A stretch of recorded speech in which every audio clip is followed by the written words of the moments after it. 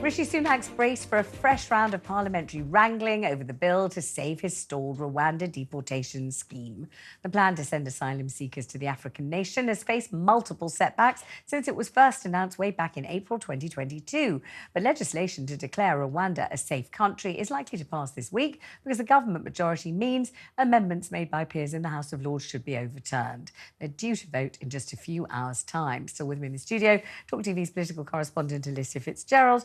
And joining us now, John Rentoul, the chief political commentator at The Independent, and Michael Crick, the political commentator extraordinaire. Thank you all for joining me on this one. I mean, I don't know, Michael Crick, whether you can summon up much enthusiasm for this conversation. It feels a Groundhog Day conversation that goes round and round, and it gets kicked up to the Lords and kicked back down again and kicked back up again. And I don't know whether people have much appetite to hear about this story, or do you think we might be making progress?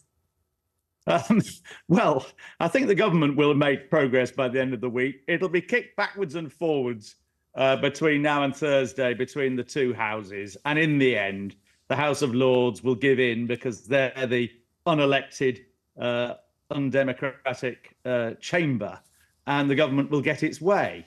But, I mean, the real farce of this is that now the government is admitting that, you know, it's only really hoping to get a few dozen migrants into planes to Rwanda over the summer.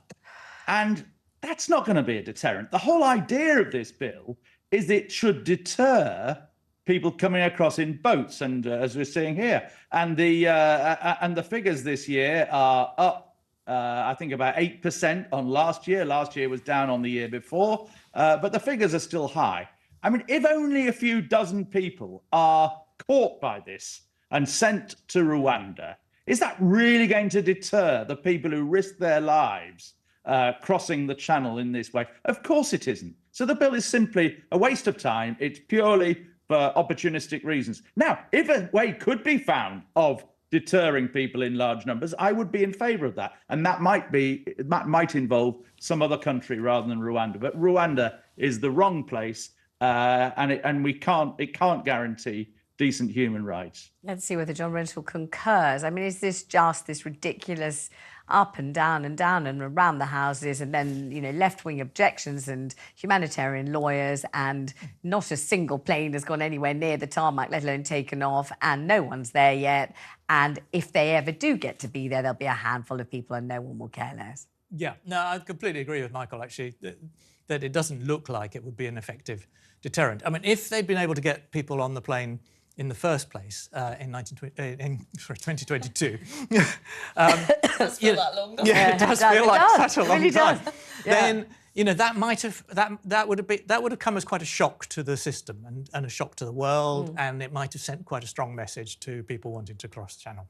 But as Michael said, the numbers are not significant, and this is essentially an election campaign ploy, because Labour have said they're going to scrap it even if the flights are running. Now, I think that is I do think that's a problem for Labour. I mean, I don't think the policy is going to work, but I think in an election campaign, Labour's going to say, we'll scrap it, and the Conservatives are going to say, well, you know, this is proof of concept, if you like. Yes. It could work. Alicia, I mean, this idea that Labour will scrap something if it finally operates, even with the minutest percentage of success.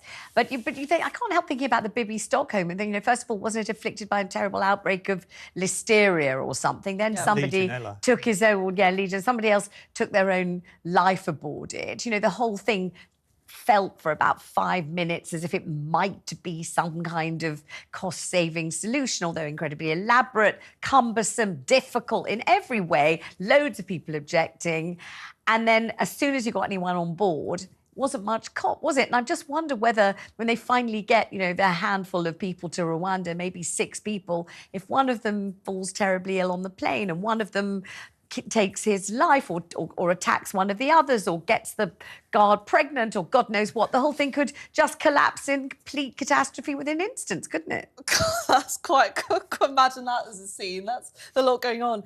Yes, you're right. I mean, I can imagine it because of the Bibi Stockholm, because it all happened so quickly. Yeah. As soon as they lugged this old tugboat round, then the whole thing started falling apart. Well, exactly. I mean, there's no good way to put it, but the government's illegal migration policy has been a shambles from start to finish. I mean, everything, even if it has slightly worked, it's not been massively effective. We're still seeing record numbers of small boat crossings, and the situation just hasn't really improved whatsoever. The issue with it politically, though, is that Rishi Sunak, from the start, chose to make this his thing. He chose to make it his thing that he would carry his time as Prime Minister, yet it is the thing that the party are doing really quite badly on, and something that lots of the public just feel so much frustration towards. And the Rwanda policy as well, we know it's super costly, and the longer that this takes for nothing really to happen, the more anger that I think people in the public are going to start feeling from it, and they already do feel that And Michael way. Crick, as soon as people start crunching the numbers and working out how much it cost, how much Rwanda's already been paid, how much it's cost to get per head of individuals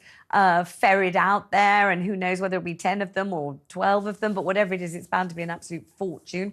And then the idea that this is, as John Rentoul said, a kind of pre-electioneering ploy to cover the government in plaudits and glory in order to win votes. I mean, it's going to be one of those really atrocious own goals, isn't it? Almost inevitably. It is, but the government, I think, will get some credit with a lot of voters for at least trying. I mean, but as you say, I mean, the cost could be a sort of £100 million per migrant sent to Rwanda. It could be extraordinary. But I think the other thing we should remember here is it actually is going to be a problem for Labour in 6 months' time, a big problem for Labour in 6 months' time, because they talk about how they're going to deal with criminal gangs. Well, yeah, and they're going to negotiate with our European partners. Well, yeah, that might make a little bit of progress, although it's tricky now that we're no longer in the European Union. It's trickier. So I don't think Labour, if Labour do make any progress on this, I suspect it won't be for 3 or 4 years towards the end of the next Parliament, maybe not even then. And so it's all very well saying, oh, well, the government's made it in a right mess here. But I think Labour are going to be in a right mess as well. And the public know that. And I think, quite a lot of the public will at least credit the government with trying to come up with a scheme. And remember, David Blunkett, when he was Home Secretary 20 years ago or so, he did come up with similar schemes like this. And it's good that the government is now, we learned today overnight, that now starting to talk about other countries whereby such schemes might be possible and actually might be better, might be preferable, or at least alternatives to Rwanda. All right, let's have a change of subject. Let's just shift very briefly and quickly to Angela Raina, and whether you think this is almost a put-up job, it's a kind of smear campaign. If she didn't pay tax, it was a mistake. If she didn't put the right address, it's because she was breastfeeding and forgot in the fog of just having given birth. Her hormones betrayed her. It was a mistake. It never really happened. Or whether you think it did and it should be taken seriously if it did. If it did. Well, if it did, I think she has questions to answer, but they're of a fairly trivial nature, and they're about what happened to her before she was an MP. I don't, she says she's got tax advice. Normally you'd expect her to publish it, but she doesn't want to because that would set a precedent for people's private lives before they were an MP, and it touches on her children and her former husband. I can see why it's difficult and why she doesn't want to. But I think she's going to have to, because I don't think the Conservatives are going to let go of it. I mean, this is a gift in an election campaign.